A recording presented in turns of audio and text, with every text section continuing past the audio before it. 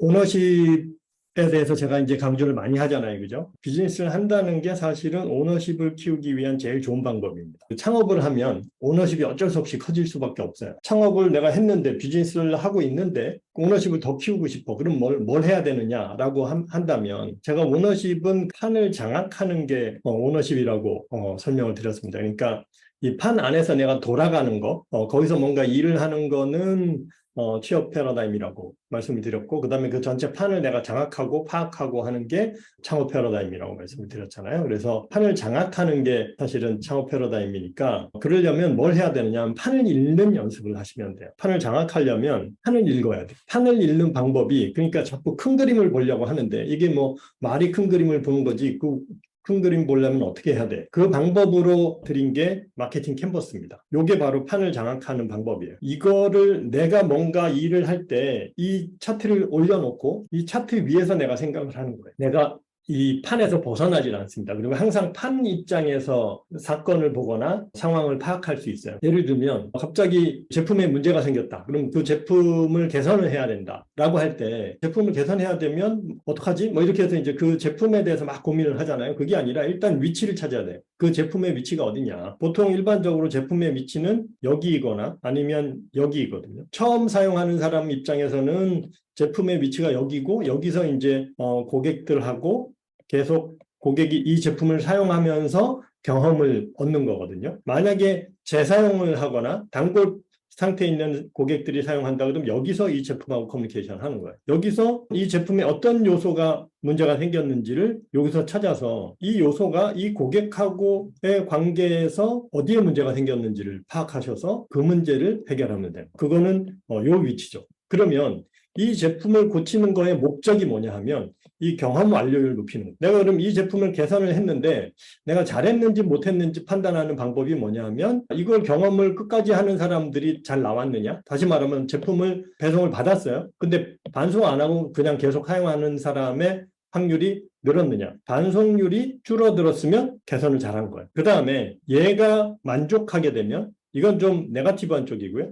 얘가 만족하게 되면 단골 가입률이 올라가겠죠. 내가 이걸 고쳤더니 단골 가입률이 올라갔느냐? 아니면 반송률이 떨어졌느냐? 이 두 개를 체크를 하면 얘를 내가 잘했는지 못했는지를 확인할 수 있어요. 그리고 뭐 예를 들어서 랜딩 페이지를 수정해야 된다. 랜딩 페이지는 위치가 어디예요? 여기잖아요. 그럼 여기서 랜딩 페이지 역할이 뭐예요? 구매 전환율 높이는 거예요. 여기서 주문을 받는 게 랜딩 페이지 역할이니까 얘 역할은 뭐냐 하면 랜딩 페이지를 수정했더니 신청 완료율이 올라갔어. 그러면 좋은 거죠. 이런 식으로 내가 어떤 이슈나 어떤 일에 대해서 문제가 생겼을 때, 그리고 그 일을 해결해야 될 때 그 위치가 어딘지를 찾으면 목표가 명확해져요. 그러면 나는 그 목표를 달성하기 위해서 얘를 수정을 하면 됩니다. 대부분 사실은 오너들이, 대표들이 판단을 늘 해야 된단 말이에요. 뭔가 의사결정을 해야 되는데 무슨 기준으로 의사결정을 해야 되는지를 잘 몰라요. 그래서 저한테 코칭 받는 분들 그걸 저한테 물어봐요. 제가 랜딩페이지 이렇게 만드는데 어때요? 이렇게 물어보는 거예요. 그럼 뭐 제가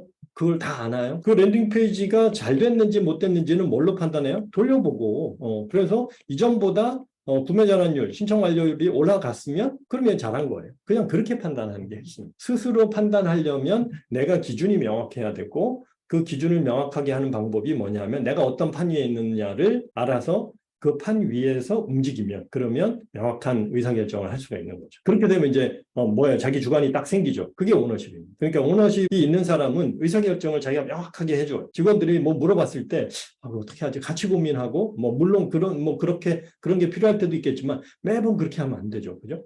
하면 내가 의사결정 딱딱 해줘야 된단 말이에요. 그래서 그런 의사결정을 하는 기준이 뭐냐면 판이고 그 판이라는 게 결국은 설계도예요. 설계도. 그래서 제가 설계도를 늘 강조하는 이유가 이게 설계도잖아요. 그죠? 이 설계도를 보고 항상 의사결정을 하는 거예요.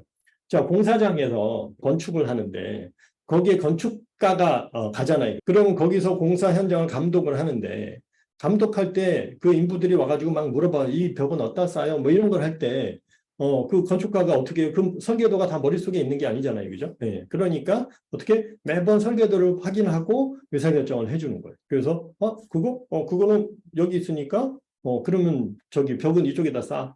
그리고 여기 계단을 이렇게 만들어. 뭐 이런 식의 의사결정을 해주는 게 결국은 기반이 설계도를 기반으로 한다. 그래서 판을 장악한다라는 거, 오너십을 갖춘다는 거는 결국은 판을 읽는 습관을 갖추시면 되는 겁니다. 그래서 항상 의사결정할 때. 그래서 제가 맨날 설계도를 책상 앞에 출력해서 붙여놓으라고 늘 그래요. 그리고 저하고 코칭 해보신 분들은 아시겠지만 코칭할 때마다 저는 늘 이걸 꺼내놓고 일단 그립니다. 그죠? 네. 그거요? 그거는 여기네. 네, 여기는 이렇게 하셔야 돼요. 이렇게 이제 답변하는 거예요. 네. 제가 뭐 어떤 상황에 대한 질문에 대해서도 거의 답변을 드리는 편이에요. 네. 그걸 답변을 할 수 있는 이유가 뭐냐면 제가 항상 설계도를 확인하고 답변을 하기 때문에. 그래서 내가 설계도만 확실하게 가지고 있으면, 장악하면, 그러면 판을 읽을 수 있다. 그 오너십을 키우는 방법은 판을 읽는 습관을 익히시면 됩니다. 그러니까 매일 판을 읽는다. 이렇게 생각을 하시면 될 것 같아요.